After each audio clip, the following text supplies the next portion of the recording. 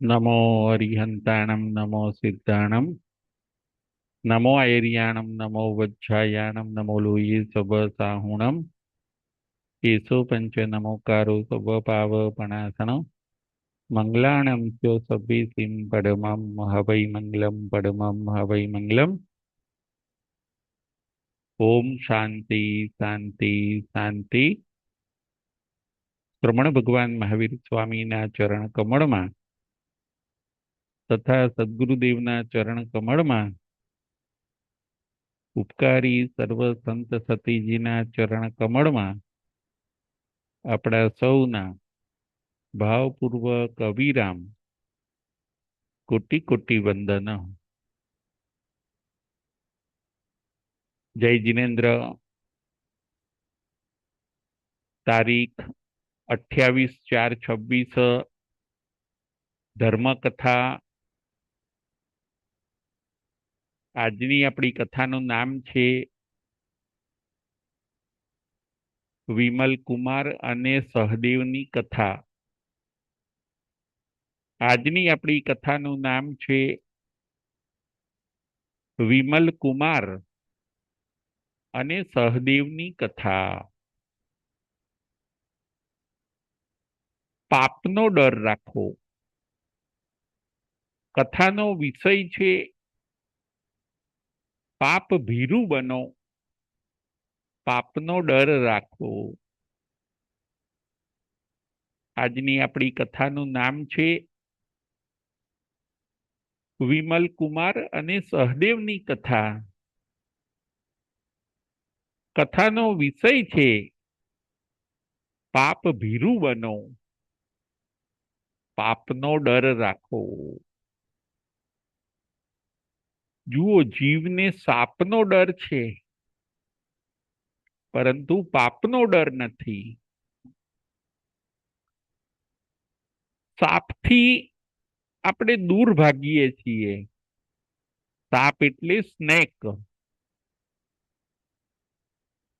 સાપથી આપણે દૂર ભાગીએ છીએ તેવી રીતે પાપથી પણ આપણે દૂર ભાગવાનું છે। સાપનો આપણને ભય લાગે છે તેવી રીતે પાપનો પણ આપણને ભય લાગવો જોઈએ। એવું ના બને કે આપણે પાપ હોંશે હોંશે કરીએ। જો પાપ આપણે હોંશે હોંશે કરીશું તો એ પાપનો ઉદય આપણને રડાવશે। હસતા હસતા કરેલા પાપ ઘણીવાર રડતા રડતા પણ છૂટતા નથી। ફરીથી હસતા હસતા કરેલા પાપ રડતા રડતા પણ છૂટતા નથી। પાપની સજા ભારે। આપણા ત્યાં કહેવામાં આવ્યું છે કે પાપની સજા ભારે છે। પાપ ભલે થોડું કર્યું હોય પરંતુ એની સજા મોટી મળે છે। કેટલાય દાખલા અને દલીલો તમે જોઈ લો। પાપ હશે થોડું અને એ પાપનું ફળ હશે મોટું। પાપનો ડર રાખીએ અને પાપથી દૂર રહીએ તો પણ આપણે ધર્મ કર્યો એમ કહેવાશે। મનુષ્યને પાપ કરવું છે પરંતુ પાપનું ફળ જોઈતું નથી। મનુષ્યને પુણ્યનું ફળ જોઈએ છીએ પણ પુણ્ય કરવું નથી। માણસની કેવી મેન્ટાલિટી છે, પાપ હું કરું પરંતુ એની સજા મને મળવી ન જોઈએ।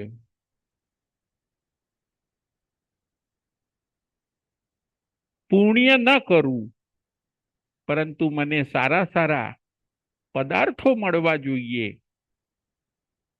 આ ત્રણેય કાળમાં બનવાનું નથી. પાપનું ફળ દુઃખ છે અને પુણ્યનું ફળ સુખ છે. અને ધર્મનું ફળ મોક્ષ છે. ફરીથી, પાપનું ફળ દુઃખ છે,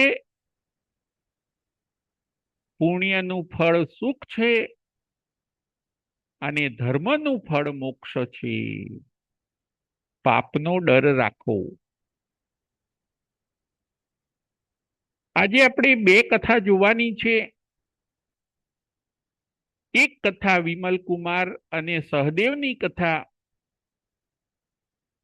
અને બીજી કથા તંદુલિયા મચ્છની કથા. એક કથા વિમલ કુમાર અને સહદેવની કથા, બીજી કથા તંદુલિયા મત્સ્યની કથા. આ કથામાંથી આપણને એ બોધ મળે છે કે વિમલ કુમારને કેવો પાપનો ડર હોય છે. વિમલ કુમાર અને સહદેવની કથા બંને સગા ભાઈઓ હોય છે. વિમલ કુમાર એ પોતે પાપનો ડર રાખતા હોય છે, જ્યારે સહદેવ પોતે શોખીન હોય છે. મોજ શોખના એમને પ્રિય હોય છે. ખાવું પીવું હરવું ફરવું એ બધી ટેવ સહદેવને હોય છે. વિમલ કુમાર પાપથી ડરતા હોય છે. બંને સગા ભાઈઓની કથા. વિમલ કુમાર અને સહદેવની કથા. વિમલ કુમાર અને સહદેવ બંને સગા ભાઈઓ મોટા થયા, સુખી હોય છે, શ્રીમંત હોય છે. એકવાર બંને જણ વેપાર કરવા માટે માલ સામાન સાથે લઈને પરદેશ જતા હોય છે. રસ્તામાં ગાડા ગાડી લીધા છે, માણસો લીધા છે. વેચાણ કરવાનો માલ સામાન લીધો છે અને જંગલ પાસ કરતા કરતા, જંગલમાંથી રસ્તો પાસ કરતા કરતા બંને ભાઈઓ પરદેશની અંદર બીજા નગરની અંદર ધંધો કરવા માટે જતા હોય છે. વિમલ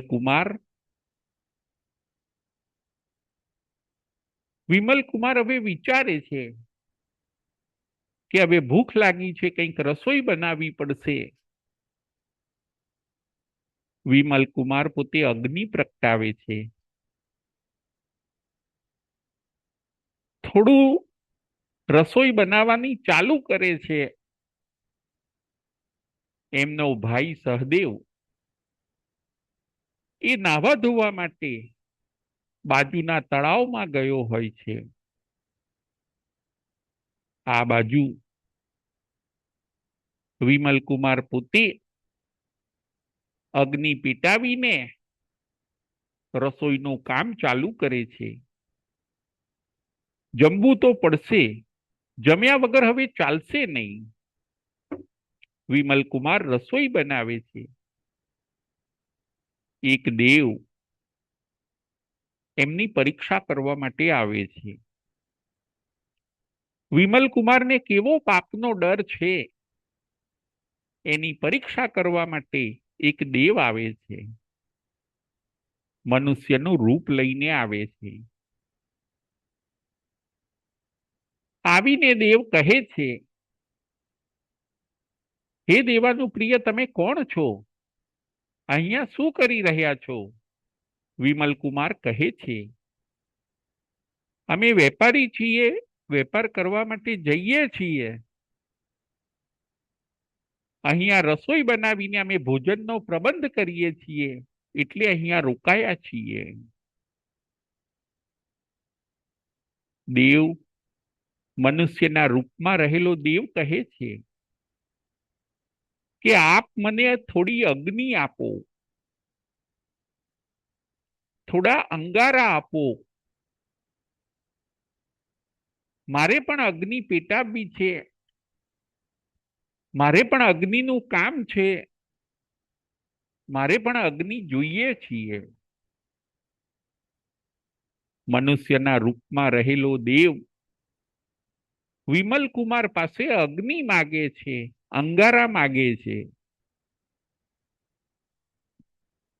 વિમલ કુમાર કહે છે, હે દેવાનું પ્રિય, તમારે અગ્નિનું શું કામ છે? તમે ભોજન અમારી સાથે જ કરી લેજો. નવો અગ્નિ શા માટે પ્રગટાવવો છે? પરંતુ દેવ માનતા નથી. દેવ જીદે ચડ્યા, તમે મને અગ્નિ આપો ને આપો. વિમલ કુમાર કહે છે, હું મારા હાથે તમને અગ્નિ આપીશ નહીં. અગ્નિ એ તો શસ્ત્ર છે. અગ્નિથી જીવોનો સંહાર થતો હોય છે. અગ્નિથી જીવો મરતા હોય છે. અગ્નિ એ તો એક શસ્ત્ર છે. એવું તીક્ષ્ણ શસ્ત્ર છે કે આ અગ્નિથી છકાઈ જીવ મરી જતા હોય છે. માટે હું ધર્મ સામે મજબૂર છું, એટલે હું આપને અગ્નિ આપી શકીશ નહીં. જુઓ, અગ્નિને આપણા ત્યાં શસ્ત્ર ગણવામાં આવ્યું છે. જેમ તલવાર શસ્ત્ર છે, ગન એટલે કે બંદૂક શસ્ત્ર છે, એવી રીતે અગ્નિ એટલે કે ફાયર એ પણ એક શસ્ત્ર છે. હું આપને એ શસ્ત્રથી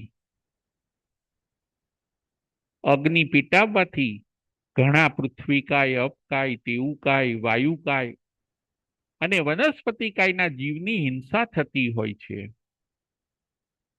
આપણા ત્યાં એમ કહ્યું કે જ્યાં અગ્નિનો આરંભ સમારંભ છે, ત્યાં છકાય જીવનો આરંભ સમારંભ છે.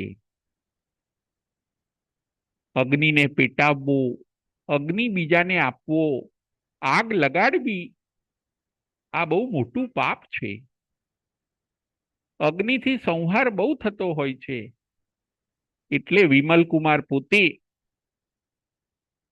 મનુષ્યના રૂપમાં આવેલા એ દેવને ના પાડે છે કે હું આપને અગ્નિ આપી શકીશ નહીં.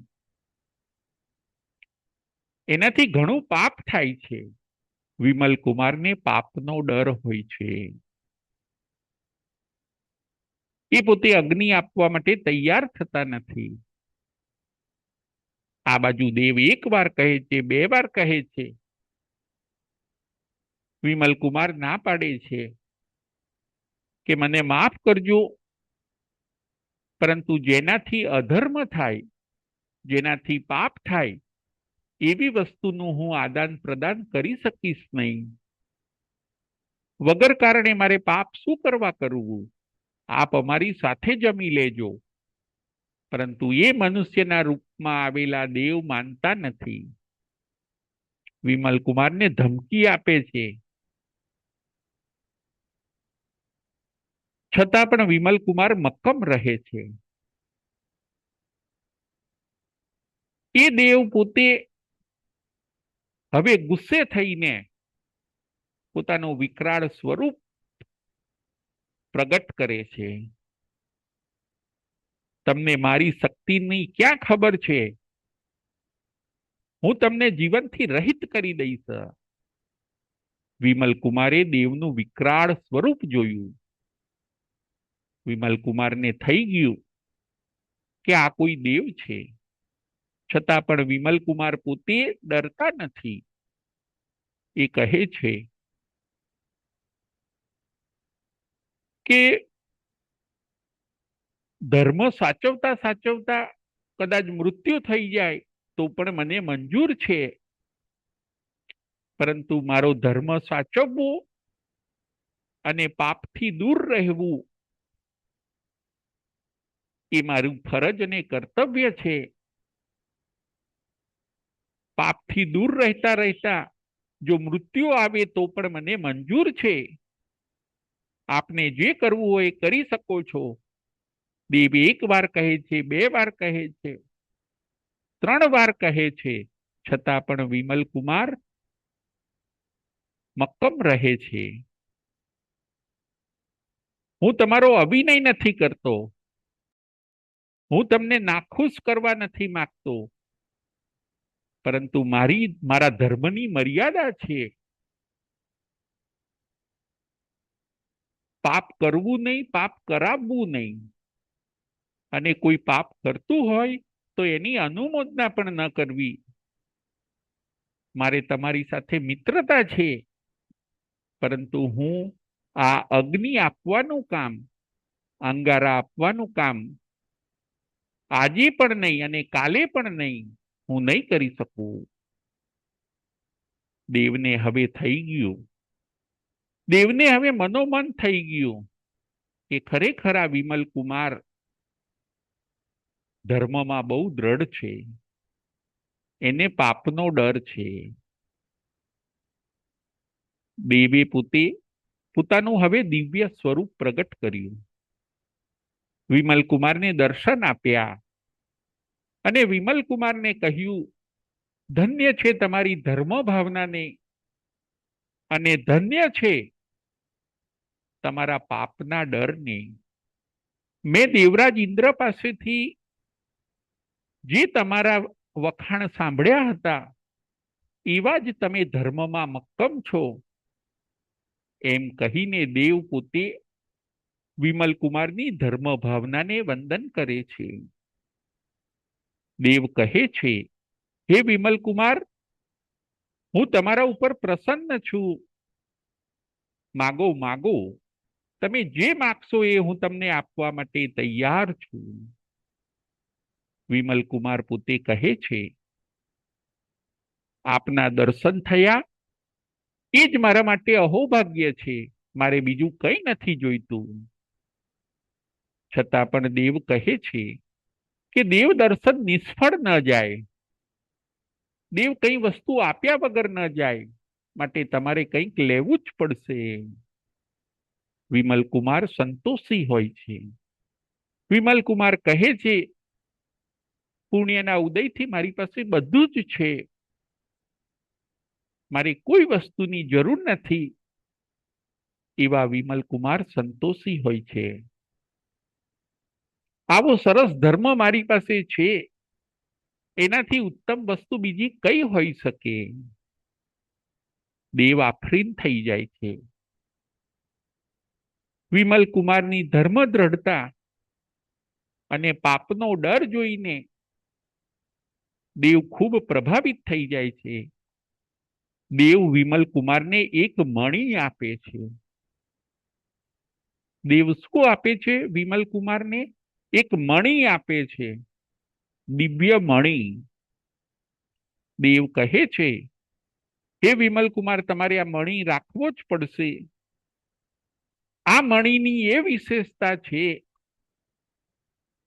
કોઈ પણને જો સર્પ કરડ્યો હોય અને આ મણીનું પાણી, આ મણીથી ધોયેલું પાણી, પ્રક્ષાલન કરેલું પાણી, આ મણી ઉપરથી પ્રક્ષાલન કરેલું પાણી જો એ વ્યક્તિ ઉપર છાંટવામાં આવશે તો એને સર્પનું ઝેર ઉતરી જશે. આ મણી એવો પ્રભાવશાળી છે. આ મણીની એ વિશેષતા છે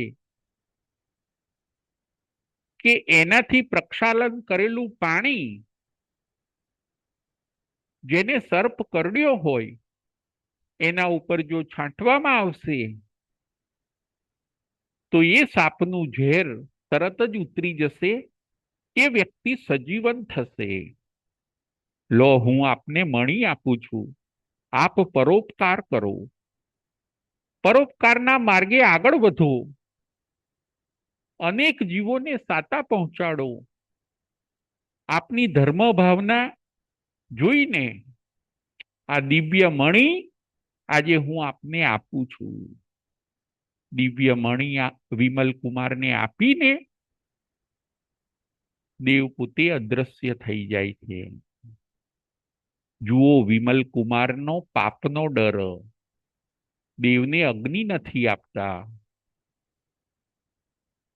કેવો પાપનો ડર કે હું અગ્નિ આપીશ એનાથી આરંભ સમારંભ થશે, અનેક જીવોની હિંસા થશે, શા માટે મારે અગ્નિ આપવો જોઈએ? અગ્નિ એ તો શસ્ત્ર છે. એમની આવી ધર્મ ભાવના જોઈને દેવ પરીક્ષા કરવા આવ્યા. વિમલકુમાર વિચલિત ન થયા, દેવ પોતે પ્રભાવિત થયા, મણી આપીને જાય છે. એટલામાં સહદેવ આવે છે. વિમલકુમારનો ભાઈ સહદેવ આવે છે. જે નાવા ધોવા ગયો હોય છે એ સહદેવ આવે છે. વિમલકુમાર બધી વાત કરે છે કે આવી રીતે એક દેવ આવ્યા, મારી પરીક્ષા કરી, મારી પાસે અગ્નિ માગ્યો, અંગારા માગ્યા, મેં ન આપ્યા, અમારી વચ્ચે સંઘર્ષ થયો, હું મક્કમ રહ્યો અને એ પ્રભાવિત થઈને મને મણી આપતા ગયા છે. સહદેવ પણ રાજી રાજી થઈ જાય છે. બંને ભાઈઓ હોય છે સગા. વિમલ કુમારને પાપનો ડર હોય છે, જ્યારે આ સહદેવ હોય છે એને તો ખાવું પીવું, એશ આરામ કરવો, હરવું ફરવું એવું જ બધું પસંદ હોય છે. સહદેવને એમ થાય છે કે આવો કિંમતી મણી આપણને મળી ગયો, આપણે એનો ઉપયોગ કરીને ઘણા સારા કામ કરીશું અને આપણું નામ થશે. જ્યારે વિમલ કુમારને નામ કરવાના ભાવ નથી હોતા. વિમલ કુમાર પરોપકારી હોય છે. બંને ભાઈઓ પછી રસોઈ કરે છે, પોતે જમે છે, માણસોને જમાડે છે અને જંગલની અંદર પોતે આગળ વધે છે. ધીરે ધીરે જંગલ કાપતા કાપતા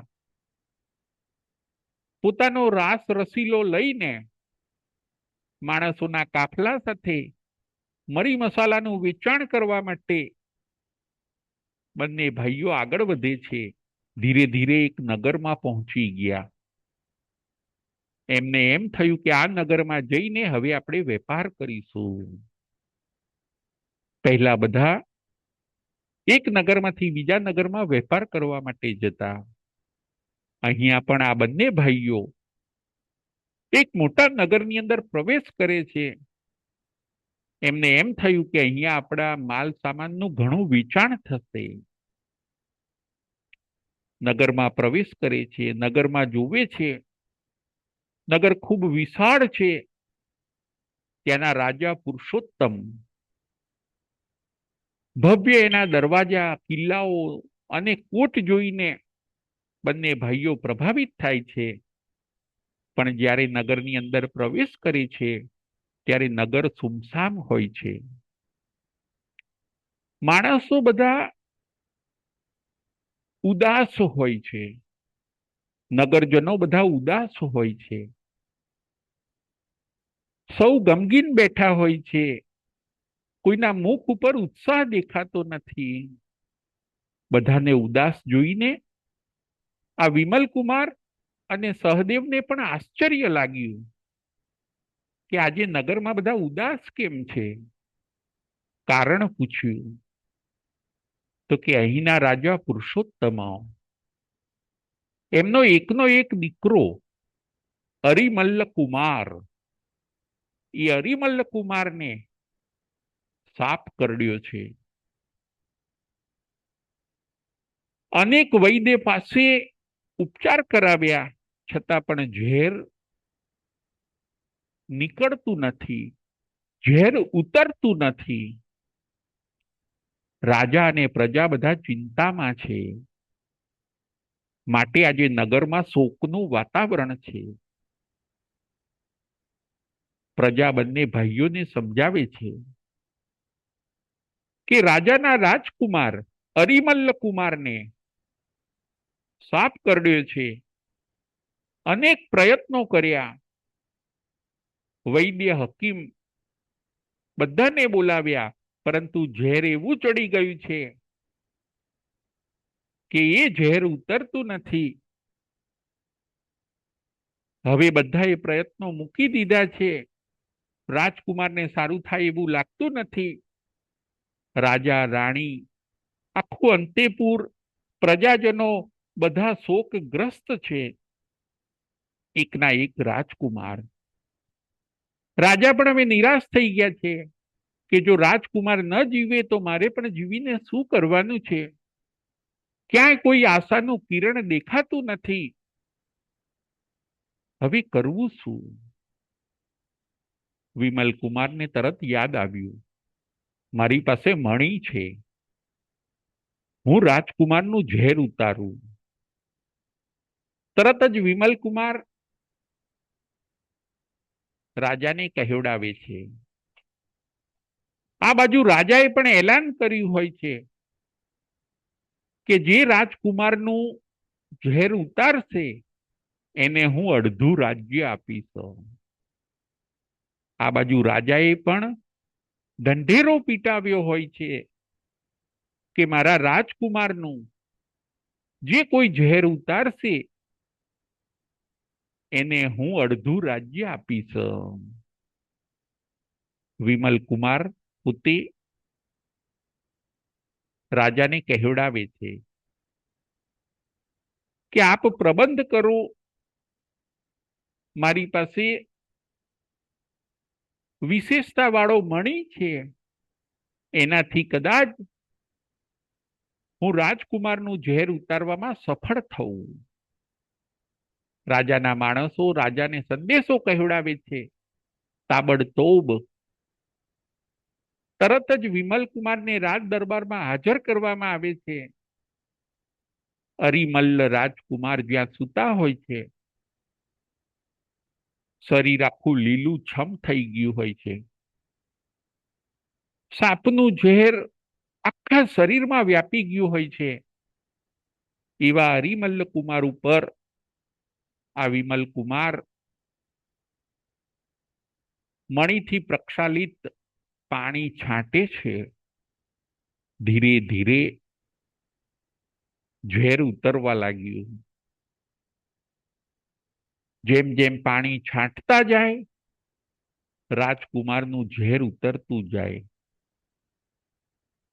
અંગોનું હલનચલન થવા લાગ્યું. બધા ધીરે ધીરે રાજી થયા. વિમલ કુમાર પાણી છાંટતા જાય છે. મણીથી પ્રક્ષાલિત કરેલું પાણી દિવ્ય મણીથી પ્રક્ષાલિત કરેલું પાણી વિમલ કુમાર છાંટતા જાય છે. અને ધીરે ધીરે કરતા આ રાજકુમાર સજીવન થઈ જાય છે. એકદમ નિશ્ચેષ્ટ પડેલા, જેની આશા પણ મૂકી દીધી હોય છે, એવા રાજકુમાર ધીરે ધીરે હવે ભાનમાં આવી ગયા. રાજા રાણી ખુશ થઈ ગયા. પ્રજાજનો નાચવા લાગ્યા. બધાએ વિમલ કુમારની જય બોલાવી. રાજા વિમલ કુમારના પગમાં પડી જાય છે કે મારા પુત્રને તમે બચાવી લીધો. વિમલ કુમાર પોતે કહે છે કે રાજા, આ તો મારી ફરજ હતી. મારી પાસે આ મણીની શક્તિ હતી, અને આવો પરોપકારનો લાભ હું શા માટે જતો કરું? માટે મેં એક સારો એવો પરોપકાર કરીને તમને અને નગરજનોને સૌને ઉપયોગી થવાનો મેં પ્રયત્ન કર્યો છે. રાજા તો પોતે વિમલ કુમારને પગે લાગે છે, રાજી રાજી થઈ જાય છે અને કે તમારી પાસે આ દિવ્ય મણિ હતો તો સારું થયું, મારો પુત્ર બેઠો થયો. બાકી અમે તો અમારા પુત્રની આશા પણ હવે છોડી દીધી હોય છે. મારા કહેવા પ્રમાણે હવે મારે તમને અડધું રાજ્ય આપવાનું છે. રાજા પોતે કહે છે કે મેં ઢંઢેરો પીટાવ્યો હોય છે કે જે મારા પુત્રને સાજો કરશે એને હું અડધું રાજ્ય આપીશ. વિમલ કુમારને રાજા અડધું રાજ્ય આપવા તૈયાર થાય છે. પરંતુ જુઓ, હવે વાત આપણે જાણવા જેવી છે, સમજવા જેવી છે. આ વિમલ કુમાર રાજ્ય લેવાની ના પાડે છે. વિમલ કુમાર રાજાને કહે છે, તમે કીધું એટલે આવી ગયું, પરંતુ મારે રાજ્ય જોઈતું નથી. રાજા પૂછે છે, કેમ રાજ્ય જોઈતું નથી? રાજા, એ લોભ અને લાલચ છે. અમારું કામ પરોપકાર કરવાનું હતું, વાત પૂરી થઈ ગઈ. મારે લાલચમાં પડવું નથી, મારે મારો લોભ વધારવો નથી, મારે રાજ્યની જરૂર નથી. રાજા આગ્રહ કરે છે, તમારે લેવું જ પડશે. હું મારું અડધું રાજ્ય તમને આપવા તૈયાર છું. વિમલ કુમાર કહે છે, હે રાજા,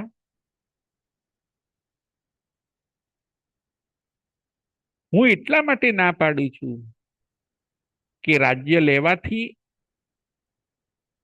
ઘણો બધો પરિગ્રહ ઘણીવાર કરવો પડે, પરસ્પર વિગ્રહ પણ કરવો પડે, એક રાજાએ બીજા સાથે લડાઈ પણ કરવી પડે,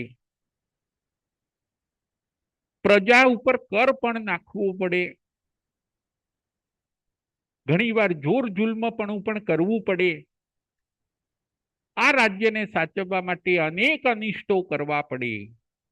વિમલ કુમાર એમ કહે છે, આ રાજ્યને સાચવવા માટે અનેક અનિષ્ટો મારે કરવા પડે અને એવા પાપ મારે ક્યાં કરવાની જરૂર છે? માટે મારે રાજ્ય લેવું નથી. કેટલો બધો આરંભ સમારંભ કરવો પડે. હું રાજ્ય લઉં તો મારે કેટલો બધો આરંભ સમારંભ પણ કરવો પડે. આંટી ઘૂંટી દાવ પેચ પણ રમવા પડે. માટે મારે એવી કઈ રાજ્યની જરૂર નથી, મારે એવું કઈ રાજ્ય જોઈતું નથી. અલ્પ આરંભથી ચાલે ત્યાં સુધી મારે મોટો આરંભ કરવાની ક્યાં જરૂર છે? અલ્પ આરંભથી પાપ ઓછું લાગે અને મોટા આરંભથી પાપ વધારે લાગે. મારે પાપ વધારીને અધર્મ વધારવાની ક્યાં જરૂર છે? માટે મારે રાજ્યની જરૂર નથી. જુઓ વિમલ કુમાર કેવા નિસ્પૃહી છે, કેવો પાપનો ડર છે. બાકી એવું બને નહીં, કોઈ રાજ્ય આપવા તૈયાર હોય અને કોઈ માણસ ન લે તો એને આપણે મૂર્ખ કહીશું. કે રાજા રાજ્ય આપવા તૈયાર હોય તો લઈ જ લેવું જોઈએ ને. પરંતુ આ વિમલ કુમાર પોતે મોટો આરંભ સમારંભ ન થાય, મોટા પાપ ન કરવા પડે, પરિગ્રહ, કરવેરો, પ્રજા ઉપર જુલ્મ, દાવપેચ, મારું તારું, સંઘર્ષ, ચડાઈઓ, આ બધું કરવું ના પડે એટલા માટે રાજ્ય લેવાનો પણ ઇનકાર કરે છે. પાપનો ડર. આજના આપણી કથાનો વિષય એ જ છે કે પાપનો ડર રાખો, પાપ ભીરુ બનો. વિમલ કુમારે દેવને અગ્નિ પણ ન આપી, કારણ કે એમને પાપનો ડર હોય છે. વિમલ કુમારે રાજા પાસેથી રાજ્ય પણ ન લીધું, કારણ કે એમને પાપનો ડર હોય છે. આપણા ત્યાં શાસ્ત્રની અંદર 18 પ્રકારના પાપ બતાવ્યા: પ્રાણાતિપાત, મૃષાવાદ, અદત્તાદાન, મૈથુન, પરિગ્રહ, ક્રોધ, માન, અભિમાન, માયા કપટ, લોભ, રાગ, દ્વેષ, કલહ, અભ્યાખ્યાન, પૈશુન્ય, પરપરિવાદ, રતિ અરતિ, માયામોશો અને મિથ્યા દર્શન શલ્ય. પાપથી દૂર રહો. 18 પ્રકારના આપણા ત્યાં શાસ્ત્રની અંદર પાપ બતાવ્યા છે. પાપના ફળ કડવા છે. પાપ ઘટાડીને દુઃખ ઓછું કરો, કર્મ ઘટાડીને ભવ ઓછા કરો. ફરીથી, પાપ ઘટાડીને દુઃખ ઓછું કરો, કર્મ ઘટાડીને તમે ભવ ઓછા કરો. પાપ ભીરું બનો. પાપને નો ટચો. પાપને અડશો નહીં. પાપથી દૂર રહો. પુણ્ય કદાચ ઓછું થશે તો ચાલશે, પરંતુ પાપ તો થવું જ ન જોઈએ. એમાંય હોંશે હોંશે તો પાપ થવું જ ન જોઈએ. પાપના ફળ શાસ્ત્રકારો કહે છે, જ્યારે પાપના ફળ ઉદયમાં આવે છે ત્યારે આંખ નાની અને આંસુ મોટું, એવી પરિસ્થિતિ થઈ જાય છે. પાપ જ્યારે ઉદયમાં આવે છે ત્યારે આપણને શરણરૂપ કોઈ થતું નથી.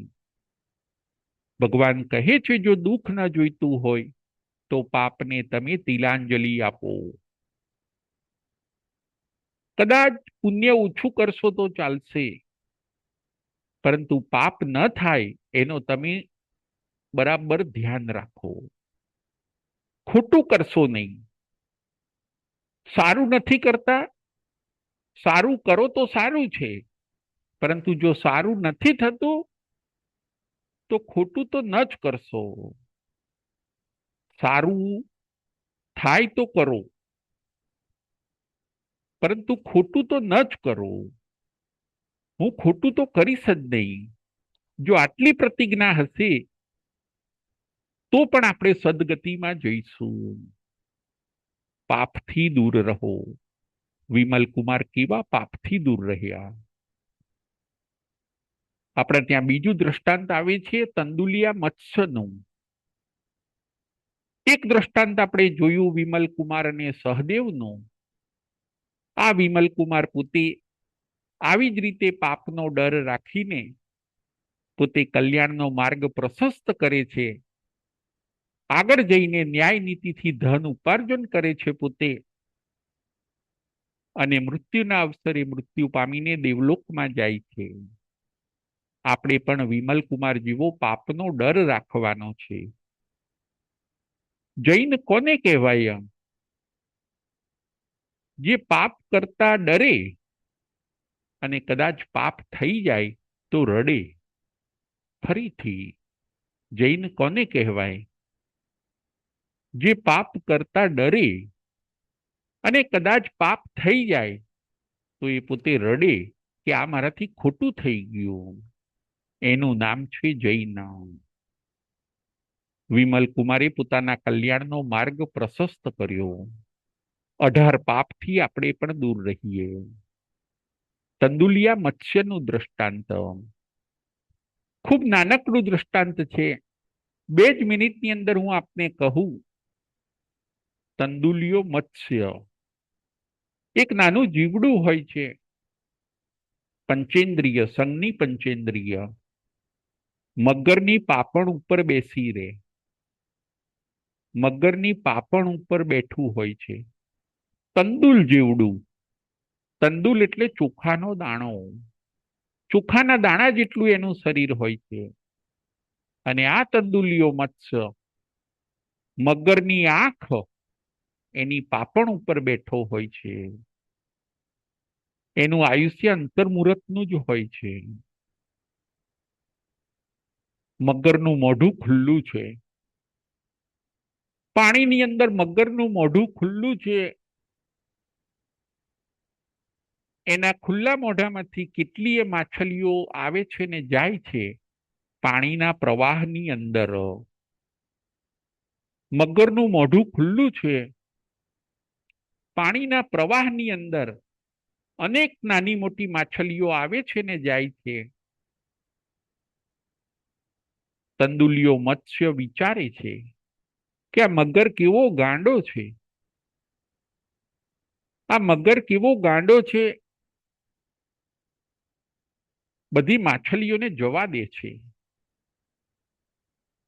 એના મુખમાંથી નીકળે છે છતાં પણ જવા દે છે.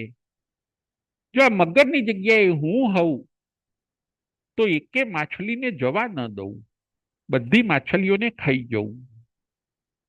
તંદુલિયો મત્સ્ય આવા વિચાર કરે છે. માછલીઓ મગરના મોઢામાંથી પાસ થતી હોય છે. નાની મોટી અનેક માછલીઓ એમને જતી જોઈને આ તંદુલિયો મત્સ્ય આવા વિચાર કર્યા કરે છે કે આ મગરની જગ્યાએ જો હું હોઉં તો એકે માછલીને જીવતી ન જવા દઉં. આવા વિચારો એ સતત કર્યા કરે છે. અંતર્મુહૂર્ત સુધી આવા વિચારો કરે છે. મનથી પાપ બાંધ્યું, શરીરથી નહીં, મનથી જ આવું પાપ બાંધ્યું. અંતર્મુહૂર્તનું એનું આયુષ્ય છે. આવા અશુભ પરિણામોને કારણે, બધી માછલીઓને ખાવાના ભાવના કારણે એ તંદુલિયો મત્સ્ય જેનું ચોખાના દાણા જેટલું શરીર છે, એ તંદુલિયો મત્સ્ય મૃત્યુ પામીને સાતમી નરકના મહેમાન બની જાય છે. પાપની સજા ભારે. જુઓ, મનથી જ પાપ કર્યું છે. અંતર્મુહૂર્તનો જ સમય છે. એકે માછલીને મારી નથી, છતાં પણ પાપની સજા કેવી. શરીર એનું ચોખા જેવડું છે. આવો નાનકડો જીવ પણ સાતમી નરકનો મહેમાન બની જાય છે. એકવાર સીડી ઉપરથી જો પગ લપસે, મનુષ્ય છેક નીચે આવી જાય છે. બસ એવું જ છે. જ્ઞાની ભગવંતો, સદગુરુઓ અને શાસ્ત્રકારો આપણને એ જ સમજાવે છે કે તમે પાપથી દૂર રહો. નો ટચ. પાપનો તમે સ્પર્શ ન કરશો. પાપ કેટલા છે એ તમે જાણો, કયા કયા છે એ તમે જાણો, અને એ પાપથી તમે દૂર રહો. પાપ ભીરુ બનો. મનુષ્ય દુઃખનો ડર રાખે છે, પરંતુ પાપનો ડર રાખતો નથી. મને દુઃખ ન આવે એનો ડર રાખે છે. મને ગરીબી ન આવે એનો ડર રાખે છે. મને રોગ ન થઈ જાય એનો ડર રાખે છે. પરંતુ પાપનો ડર રાખતો નથી. જો પાપનો ડર રાખે તો ગરીબી કે રોગ કે મુશ્કેલી આવશે જ નહીં. આજથી આપણે એ શીખવાનું છે, પાપનો ડર રાખવાનો છે. આજે દુનિયાની અંદર 5 પ્રકારના પાપ વધી ગયા છે. કયા કયા? દુનિયાની અંદર આજે 5 પ્રકારના પાપ વધ્યા છે, ફૂલ્યા ફાલ્યા છે. એ પાપને આપણે છોડવાના છે. કયા 5 પ્રકારના પાપ? નંબર 1 હિંસા, નંબર 2 જૂઠ, નંબર 3 ચોરી, નંબર 4 ચીટિંગ અને નંબર 5 ઈર્ષા. દુનિયામાં આજે 5 પ્રકારના પાપ વધ્યા છે. નંબર 1 હિંસા, નંબર 2 જૂઠ, નંબર 3 ચોરી, નંબર 4 ચીટિંગ અને નંબર 5 ઈર્ષા. હિંસા જે વધી છે, જુઓ. વાયોલેન્સ, પ્રાણીઓ ઉપર અત્યાચાર કરવામાં આવે છે. આજે નોનવેજ બધા ખાય છે, પોલ્ટ્રી ફાર્મો વધ્યા છે, કતલખાનાઓ વધ્યા છે. એનિમલને એનિમલની લેધરની વસ્તુઓ, લેધરના શૂઝ, લેધરના બેલ્ટ પ્રાણીઓ ઉપર આજે બેરહમ રીતે પ્રાણીઓની કતલ કરવામાં આવે છે. હિંસા આજે વધી છે. માણસ માણસને મારી નાખે છે. હિંસા નામનું પાપ આજે બહુ વધ્યું છે. આપણા જૈન ધર્મમાં તો મોટી હિંસાની તો ના પાડી, નાની હિંસા પણ કરવાની ના પાડી. એનાથી પણ આગળ વધીને કોઈને દુઃખ થાય, કોઈને રડવું આવે એવા વચનો બોલવાની પણ ના પાડી છે. એ પણ ભાવ હિંસા છે. કોઈને દુઃખ થાય એવું આપણે બોલીએ, એ પણ એક પ્રકારની હિંસા છે. જૈન ધર્મ તો સૂક્ષ્મ હિંસામાં માને છે. માંસાહારથી આપણે દૂર રહીએ, પ્રાણીઓની દયા પાડીએ, જીવો અને જીવવા દો. હિંસાના પાપથી આપણે બચી જઈએ. બીજા નંબરનું જૂઠ બોલવાનું આજે વધ્યું છે. આજે બધા જુઠ્ઠું ખૂબ બોલે. પોલિટિક્સ એટલું ચાલ્યું છે. દરેક ક્ષેત્રમાં આજે પોલિટિક્સ આવી ગયું છે. એ પણ ખોટું છે. પોલિટિક્સ પણ પાપ છે. બીજા નંબરમાં જૂઠ, અસત્ય. ત્રીજા નંબરનું ચોરી. ચોરી પણ આજે વધી છે. બધા ફ્રોડ કરે, મોટી ચોરી કરે, કોઈને દગો કરે. ચોરીનું પાપ પણ આજે દુનિયામાં વધ્યું છે. Number 4, cheating. એકબીજાને છેતરવાનું પણ આજે દુનિયાની અંદર વધ્યું છે. વેપારી હશે તો ગ્રાહકને છેતરશે, માલની અંદર ભેળસેળ કરશે, એકબીજાને દગો કરશે, ફ્રોડ કરશે. છેતરવાનું, બતાવવું બીજું, આપવું બીજું, કહેવું કંઈક, કરવું કંઈક, કોઈના પૈસા દબાવી દેવા, ફરી જવું. આ બધું ચીટિંગ પણ આજે દુનિયાની અંદર ચાલ્યું છે. પુણ્ય વધવાના બદલે પાપ વધ્યું છે. પુણ્ય વધવાના બદલે પાપ વધ્યું છે. આ થયું ચોથા નંબરનું ચીટિંગ. પાંચમા નંબરનું પાપ છે ઈર્ષા. ઘરની અંદર આજે આપણે જોવા જઈએ તો ઈર્ષા પણ વધી છે. કોઈક આગળ આવી બીજાને ગમતું નથી. કોઈનું નામ થાય, કોઈની વાહ થાય, કેમ એના પગ ખેંચીએ, એને હેરાન કરીએ, એને તકલીફ આપીએ. કોમ્પિટિશન આજે વધી છે. 5 નંબરના આજે પાપ વધ્યા છે, ફૂલ્યા ફાલ્યા છે. એના કારણે આજે વિશ્વની અંદર અશાંતિ છે. વિશ્વની અંદર અજંપો છે. વિશ્વ આખું ભયના ઓથાર નીચે જીવે છે. કારણ કે એકબીજા ઉપર આજે વિશ્વાસ રહ્યો નથી.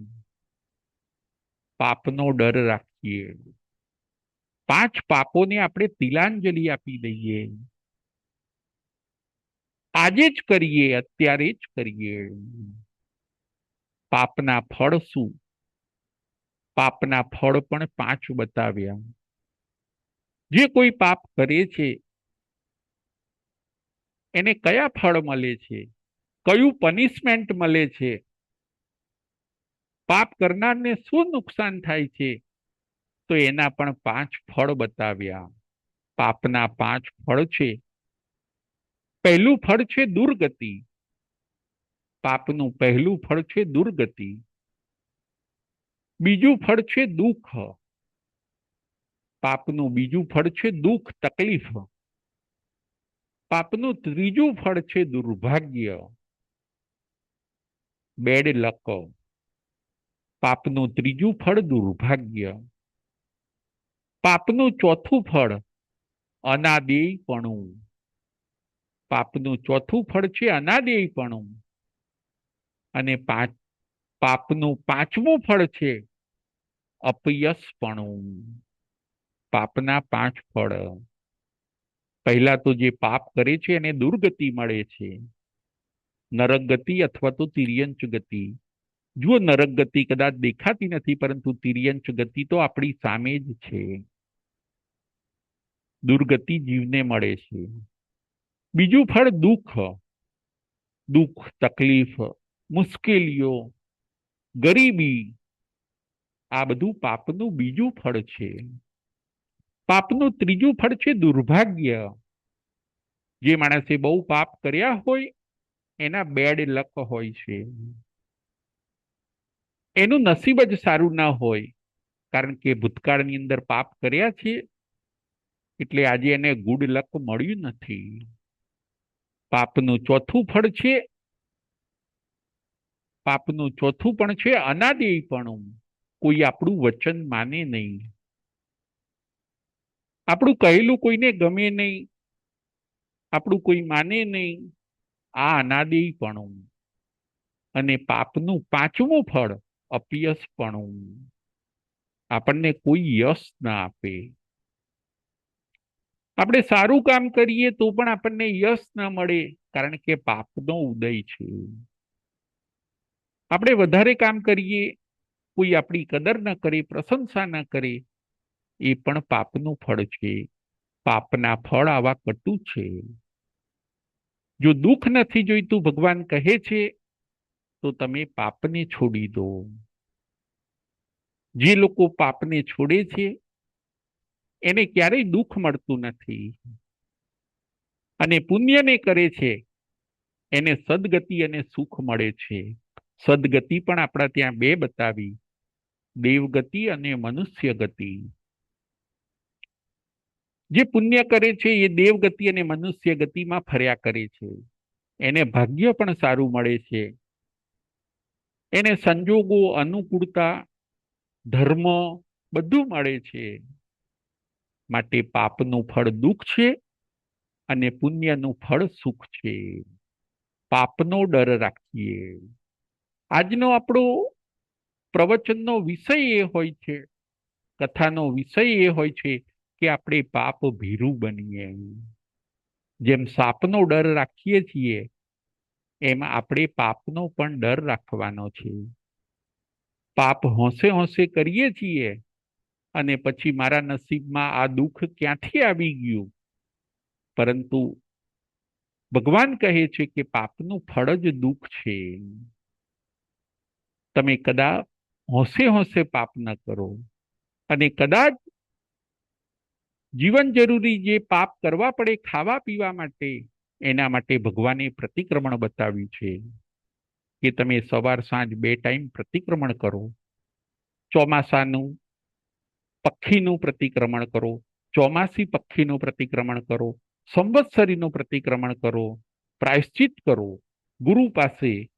અજાણતા પણ જે પાપ થઈ ગયા છે એનું જો તમે પ્રાયશ્ચિત કરશો, પ્રતિક્રમણ કરશો, તો પણ એ ધોવાઈ જશે. ક્યારેય હોંશે હોંશે તો પાપ ન કરવા. પાપના આવા 5 પ્રકારના પાપ જાણીને, એના કટુફળ પણ 5 પ્રકારના હોય છે, એ જાણીને જેટલે અંશે આપણે પાપ છોડીશું એટલું ચોક્કસ આપણું કલ્યાણ થશે.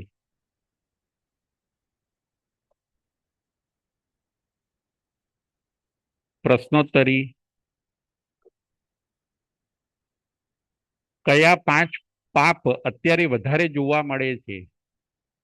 કયા 5 પાપ અત્યારે વધારે જોવા મળે છે? સંગીતાબેન મહેતા. જય જીનેન્દ્ર રાજુભાઈ. જય જીનેન્દ્ર. આજે 5 પ્રકારના પાપ જોવા મળે છે. હિંસા, જૂઠ, ચોરી, કપટ અને ઈર્ષા. બહુ સરસ, બહુ સરસ, થેન્ક યુ. હવે આગળનો પ્રશ્ન. પાપના 5 ફળ કયા છે? પાપના 5 ફળ કયા છે? સુધીરભાઈ શાહ. જય જિનેન્દ્ર. જય જિનેન્દ્ર. પાપના 5 ફળ: દુર્ગતિ, દુઃખ, દુર્ભાગ્ય, અનાદિપણું ને અપ્રિયપણું.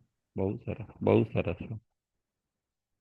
હવે શાસ્ત્રમાં 18 પ્રકારના પાપસ્થાનક બતાવ્યા છે તેના નામ. શાસ્ત્રમાં 18 પ્રકારના પાપસ્થાનક બતાવ્યા છે તેના નામ. બકુલાબેન શાહ.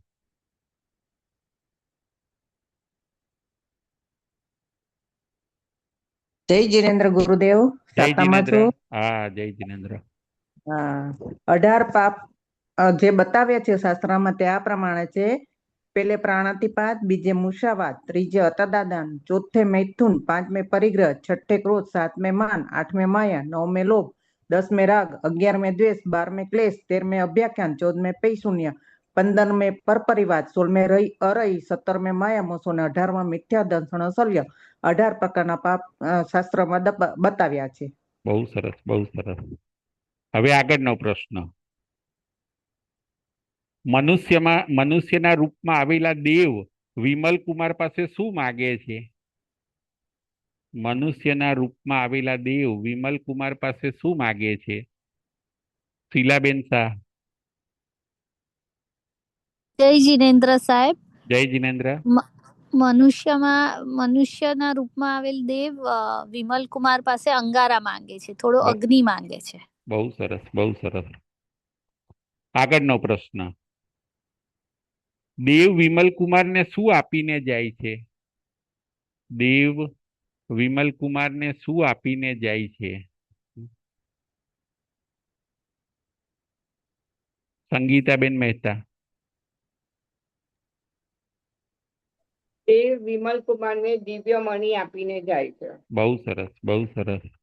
હવે આગળનો પ્રશ્ન.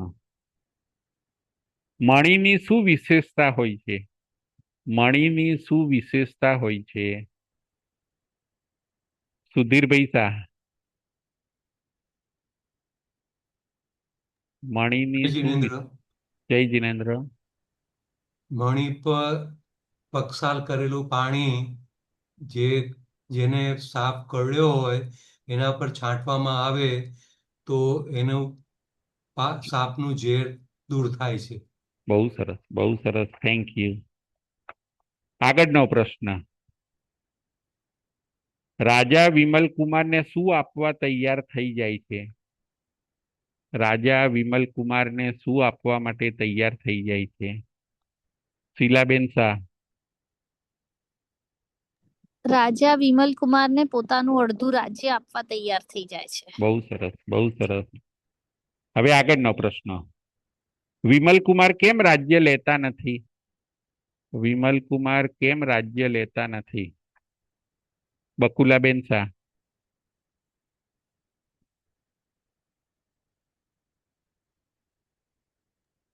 જય જીનેન્દ્ર ગુરુદેવ. જય જિનેન્દ્ર. વિમલ કુમાર રાજ્ય એટલે લેવા નથી માંગતા કે એમને પાપનો ડર છે. જો હું રાજ્ય લઈશ તો મારે ઘણું બધું ખોટું કાર્ય કરવું પડશે. જો આ ખોટા કાર્ય કરીશ તો મને ખૂબ પાપ લાગશે અને હું દુર્ગતિમાં વયો જઈશ. મારે દુર્ગતિ નથી જોઈતી, માટે મારે પાપ કરવું જ નથી, એટલે મારે રાજ્ય જોતું જ નથી. બહુ સરસ, બહુ સરસ, બહુ સરસ. Thank you. હવે આગળ. તંદુલિયો મત્સ્ય મૃત્યુ પામીને કઈ નરકમાં જાય છે? તંદુલિયો મત્સ્ય મૃત્યુ પામીને કઈ નરકમાં જાય છે? રાજેન્દ્રભાઈ શેઠ. જય જયેન્દ્ર ગુરુજી. જય જિનેન્દ્ર. સાતમી નરકમાં જાય છે તે. બહુ સરસ, બહુ સરસ. આગળનો પ્રશ્ન. અગ્નિને આપણા ત્યાં શું ગણવામાં આવે છે? અગ્નિને આપણા ત્યાં શું ગણવામાં આવે છે? અગ્નિને આપણા ત્યાં શું ગણવામાં આવે છે? સુધીરભાઈ શાહ. જય જિનેન્દ્ર. જય જિનેન્દ્ર. અગ્નિને આપણામાં શસ્ત્ર ગણવામાં આવે છે. બહુ સરસ, બહુ સરસ. હવે આગળનો છેલ્લો પ્રશ્ન. આજે કયા બે દ્રષ્ટાંત આપણે જોયા? આજે આપણે કયા બે દ્રષ્ટાંત જોયા? આજે આપણે કયા બે દ્રષ્ટાંત જોયા? રાજેન્દ્રભાઈ શેઠ. પ્રણામ ગુરુજી. વિમલ કુમાર અને મચ્છરીઓ બરાબર છે. તંદુરીઓ મત છે. તંદુલિયો મત્સ્ય. બહુ સરસ. Thank you. જય જિનેન્દ્ર, જય મહાવીર.